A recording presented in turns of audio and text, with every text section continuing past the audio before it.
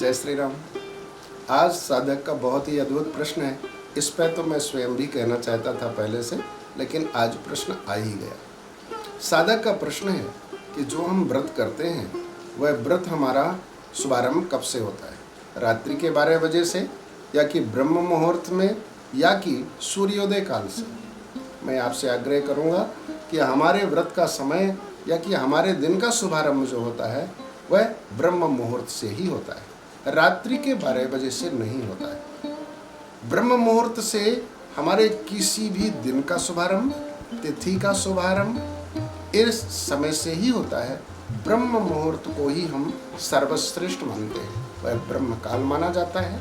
और उस काल में किसी भी शुभ कार्य का शुभारंभ करने से, किसी भी परिस्थिति में उस काल में अपने आप को साधने से, यजन करने से, साधना करने से उस लक्ष्य की प्राप्ति बहुत शीघ्र होती है।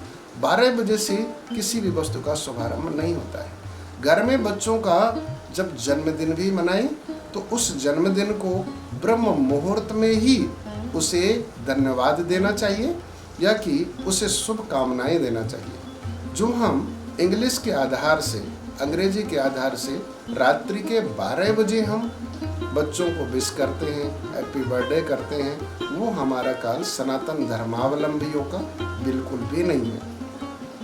उपवास में विशेष ध्यान रखें। उपवास का मतलब पहले क्या समझें कि उपवास का मतलब क्या होता है।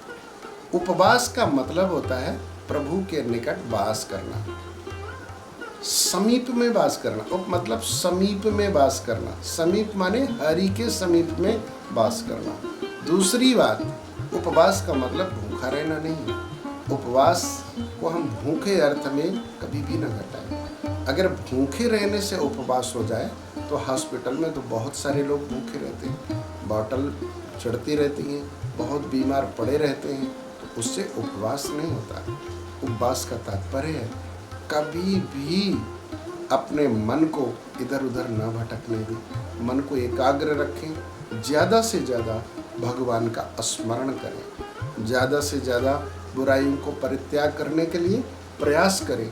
अगर ऐसा आप कर रहे हैं तो आप ब्रह्म मुहूर्त से शुभारंभ किया हुआ वह व्रत तिथि के समापन तक अपने जीवन को आप अच्छा कर सकते हैं। भगवान की सन्निधि में रहने से मैं आपसे कहता हूँ, अगर आप भोजन नहीं पा रहे हैं तो बहुत अच्छी बात है, लेकिन फलाहार को भी ज़्यादा नहीं पाना चाहिए, कम पाना चाहिए। आप तो इतना फलाहार पाओ जिससे कि आपका पेट खाली रहे और ज़्यादा से ज़्यादा भगवान का स्मरण करें। जीवन में क्रोध बिल्कुल नहीं आना चाहिए, ईर्ष्या बिल्कुल नहीं आनी चाहिए।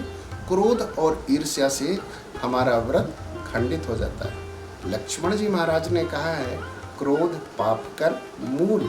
क्रोध जो है पाप का मूल होता है। इस क्रोध के वश में हजारों तरह के पाप बन जाते हैं। इसलिए सबसे पहले तो व्रत की पहली सीढ़ी हमारे जीवन से क्रोध का निकलना, ईर्ष्या का निकलना। और ऐसा हम व्रत करते हैं तो जरूर हमें अवश्य लाभ होता है। आपका प्रश्न आज मुझे बहुत अच्छा लगा, क्योंकि इस बात के लिए कई लोगों ने मुझसे प्रश्न पूछा था, तो सामने तो मैंने उत्तर दिया, लेकिन इसके माध्यम से वीडियो मैंने कभी आज तक नहीं डाला। आज आपका प्रश्न बहुत अद्भुत है।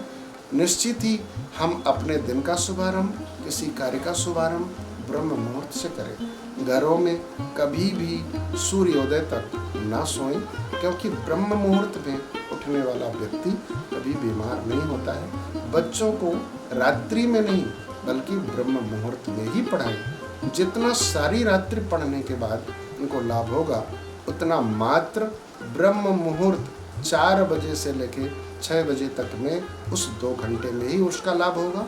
और उनकी मेधा शक्ति तीव्र हो जाएगी, स्मरण शक्ति तीव्र हो जाएगी। जो व्यक्ति अपने घर में रहकर ब्रह्म मुहूर्त में स्नान करता है, स्नान करने के बाद उगते हुए सूर्य की किरण उसके शरीर को छू लेती हैं, उस व्यक्ति की बीमारियां अपने आप दूर हो जाती हैं और वह निरोगी काया होता है, स्वस्थ हो जाता है। जय श्री राम।